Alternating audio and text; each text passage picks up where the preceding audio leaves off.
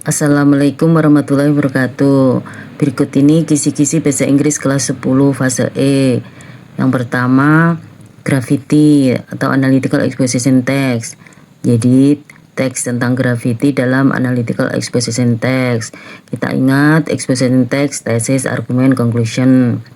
Nomor 2, expression to ask for an opinion atau ungkapan-ungkapan untuk meminta pendapat. Misalnya, what do you think? Nah, itu harus ada ungkapannya. Kemudian nomor 3, expression to give an opinion atau ungkapan-ungkapan untuk memberi sebuah pendapat, misalnya I think apa gitu. Kemudian nomor 4, expression to agree an opinion, ungkapan kalau menyatakan kesetujuan. Kemudian yang kelima, expression to disagree with someone's opinion, jadi ungkapan-ungkapan tidak setuju dengan pendapat orang. Nomor 6, narrative text dalam kurung fracture story. Jadi kalau narrative text itu orientation, complication, resolution. Kalau fracture story itu cerita yang dilihat dari sudut pandang yang lain. Jadi kalian bisa mengubahnya kalau ingin membuat fracture story. Jadi elemennya bisa diubah. Jadi dengan sudut pandang yang lain. Kemudian pronoun atau kata ganti. Nah, kata ganti itu ada subjective pronoun, objective pronoun, possessive adjective, possessive pronoun. Kita ingat kalau possessive adjective dan possessive pronoun itu bedanya. Kalau possessive adjective itu diikuti kata benda, misalnya my book. Nah, ada booknya. Kalau di possessive pronoun itu mine. Nah, mine itu sudah menunjukkan milik saya. Kemudian conditional sentence ada type 1, type 2, type 3. Bisa dibuka lagi rumusnya. Oke, thank you. Misalnya kita belajar dalam latihan soal-soal. One rainy evening, Lina found old magical book in her grandmother's attic. Jadi pada suatu malam ketika hujan, Lina menemukan sebuah buku magic tua di loteng neneknya. The book said that anyone who read the spell aloud would be able to travel to the past. Jadi buku itu mengatakan bahwa siapapun yang membaca mantra dengan keras akan bisa menuju ke masa lampau. Stop. Lina was curious but she was also afraid. Lina ingin tahu tetapi dia juga takut. She imagined what would happen if she changed an important event in the history. Dia membayangkan apa yang akan terjadi jika dia mengubah sebuah kejadian penting dalam sejarahnya. Her younger brother, Dika, encouraged her to try the spell. Saudara laki-lakinya, dia atau adik laki-lakinya, yaitu Dika, mendorongnya untuk mencoba mantra itu. However, Lina decided not to do it because she believed that changing the past could create serious problem in the present. Tetapi Lina memutuskan untuk tidak melakukannya karena dia percaya bahwa merubah waktu lampau dapat membuat masalah serius di masa kini. Question: if Lina bla bla bla brave enough, she would read the spell aloud. Jadi ini kalimat penggandaian conditional sentence type 2. Kita tahu karena setelah koma itu subjek dan would, jadi ini bentuk lampau. Kemudian kenapa kita memutuskan untuk bentuk 2? Karena tadi ada would, kalau tidak 3 ya 2 karena si would. Tapi karena setelah tidak ada kata have atau had, jadi ini bentuk kedua. Untuk pronoun segala subjek itu memakai will. Jadi for type 2 all to be is were. Jadi untuk type 2 itu semua to be itu were. Jadi jawabnya adalah were. Pertanyaan selanjutnya, what would probably happen if Lina travels to the past? Apa yang mungkin terjadi jika Lina travel menuju ke masa lampau? She will forget her family. Dia akan lupa familinya. tidak disebutkan di situ. She changes nothing, dia tidak merubah apa-apa. No, she might change important events. Ya, di situ disebutkan bahwa dia mungkin bisa dia akan mengubah kejadian-kejadian yang penting, dan itu dia tidak mau sehingga dia tidak melakukan. Jadi jawabnya she might change important event. Kalau selanjutnya misalnya pilihan she is becoming famous, dia akan menjadi terkenal, no, tidak ada disebutkan. Dan she saw something beautiful, no, di situ juga tidak disebutkan kalau dia melihat pemandangan yang indah misalnya. Jadi jawabnya she might change important event. Pertanyaan selanjutnya, if Dika found the magical book, he would use it immediately. The sentence means that Dika is, jadi jika Dika menemukan buku magic itu, apakah he would use, dia akan menggunakan ini dengan cepat atau ya dengan cepat. The sentence mean the Dika. Jadi di sini yang ditanyakan adalah karakter dari Dika. Apakah dia itu karakternya careful and patient? Careful itu berhati-hati dan patient itu sabar. No. Curious and adventurous. Ya, curious tadi pengen tahu dan penjalan atau berpetualang. Kemudian afraid of magic. Kalau afraid tidak, karena dia akan menggunakan dengan cepat. Kemudian selanjutnya unwilling to try new things. Willing bersedia, unwilling tidak atau enggan untuk mencoba sesuatu yang baru. No, bukan karakter Dika. Friendly ramah. Jadi yang benar adalah curious. Ya, curious. Mana curious tadi?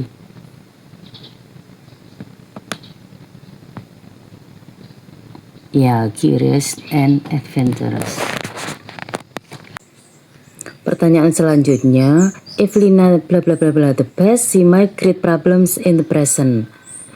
Jadi jika Lina titik pas, dia mungkin membuat masalah di saat ini. Jadi dalam form atau rumus yang type 2 itu if plus subjek plus verb to plus komplement, tapi ini komplement tidak tertulis, koma, subjek plus would atau could atau might plus verb 1 plus komplement.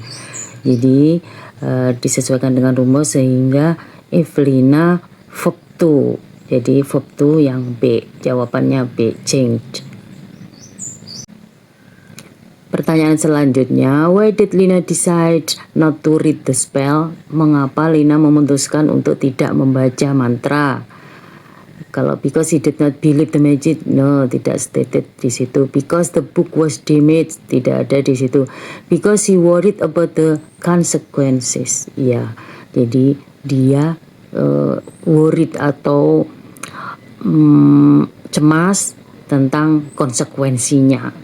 Ya, itu di situ disebutkan bahwa changes the past could create serious problem in the present, ya. Oke, itu she believe about this. Jadi C. Kalau D, because Gina forbade her, Dika melarangnya, no. Because the time is up, waktunya habis, no. Jadi benar C. Pertanyaan selanjutnya, if you bla bla bla Lina, would you try the spell? Jika kamu menjadi Lina, akankah kamu mencoba mantra? Nah, ini untuk semua to be di type 2 itu pakai were. Jadi jawabannya were. B. Pertanyaan selanjutnya, which sentence is the best type 2? Conditional based on the story.